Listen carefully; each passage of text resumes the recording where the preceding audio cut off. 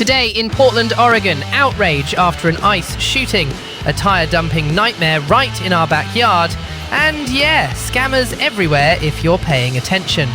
Plus a gut punch to public lands, fines at City Hall, farewells to some big names, and one record-breaking ride that actually made me smile. I'm Vixie Steele. This is Loud and Local with Vixie Steele in Portland, Oregon. Let's get into it.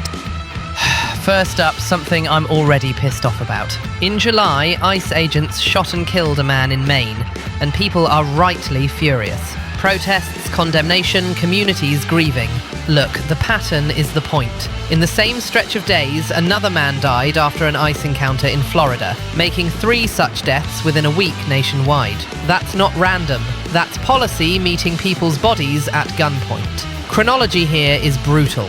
Encounter, escalation, shots fired, then the usual press release buzzwords. Investigation pending, statements made, vigils held. Rinse, repeat. The human impact is not a footnote. It's the whole bloody story, right? Families shattered, neighborhoods on edge, trust in institutions eroded, and spare me the euphemisms about procedure and compliance. Unbelievable, but not surprising. Another life lost due to reckless enforcement. I shouldn't have to say this, but here we fucking are.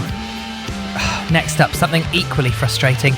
A Portland resident uncovers an illegal tyre dump on his own property. We're not talking a few junkers behind a fence. We're talking a mountain. 50,000 to 75,000 tyres. I swear. That's not a mess. That's a slow-motion environmental disaster. Tyres leach nasty chemicals, they collect standing water, they become mosquito factories, and if they catch fire, good luck.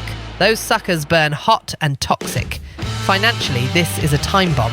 Cleanup can run well into the 6 figures, sometimes more, and guess who gets stuck with the bill while the actual dumpers vanish like cowards in the night? To be fair, illegal dumping happens when disposal fees are dodged and enforcement is weak, but come on. We need visible crackdowns, camera-covered corridors, hotlines that actually lead to fines and handcuffs. Portland prides itself on being green, then we let a rubber volcano brew in someone's backyard. Can someone explain why this bullshit is allowed? It's a disgrace.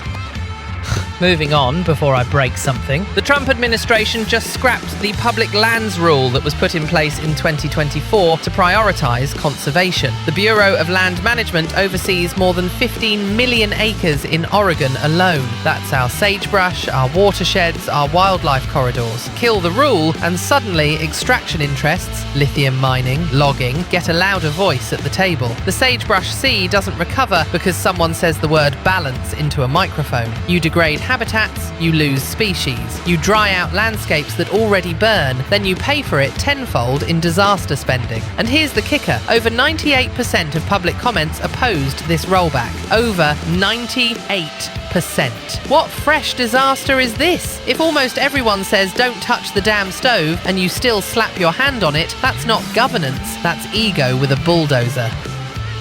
Alright, let's keep this train wreck rolling. City Hall time. Mayor Keith Wilson got fined for campaign finance violations, took donations over the legal limit. Clear rule, clear line, stepped over it. Back in my day, people had fucking standards. This is embarrassing. And while we're on civic gut checks, the council decided not to intervene to save the Lloyd Centre. End of an era. I get the nostalgia. That ice rink raised a lot of skaters and memories. But the plan now is full steam ahead on redevelopment. Mixed use, retail, green space, reconnect the street grid. We're talking thousands of housing units over time if it's done right. Which, yeah, no, still requires actual accountability, not ribbon-cutting photo ops.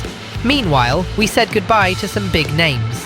Senator Lindsey Graham and actor Sam Neill passed away. Whatever your politics, you mark the moment. When people who shaped eras leave, you feel the shift. Portland's changing, the country's changing, and too often it feels like the adults left the room. Okay, here's something cool for once. Portland just shattered a Guinness World Record with the largest e-bike ride for Biketown's 10-year anniversary. More than 1,000 riders along the waterfront, and we more than doubled the previous mark set in Seattle. Hell yeah, now we're talking.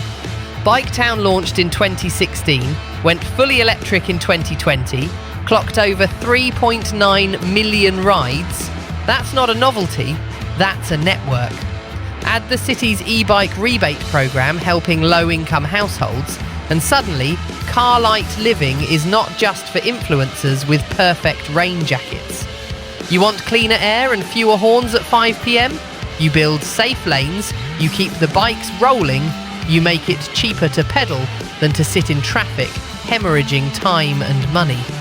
And listen, if 1,000+ Portlanders can roll together without turning it into a clown show, maybe there's hope. See, this is why I still have hope. Quick heads up before we close. Scammers are swarming like summer gnats. If someone texts you about missed packages, utility shutoffs, sudden gift card emergencies, or miracle investments, it's fake 9 times out of 10. Look twice, click never. I don't make the rules, but I do enforce them. If it smells like bullshit, it is. There it is, ice shooting stoking outrage and grief.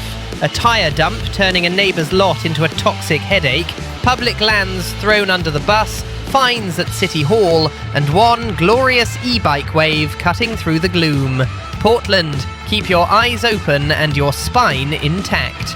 This has been Loud and Local with Vixie Steele in Portland, Oregon. Stay sharp, come back tomorrow. That's a wrap. Fix it, society.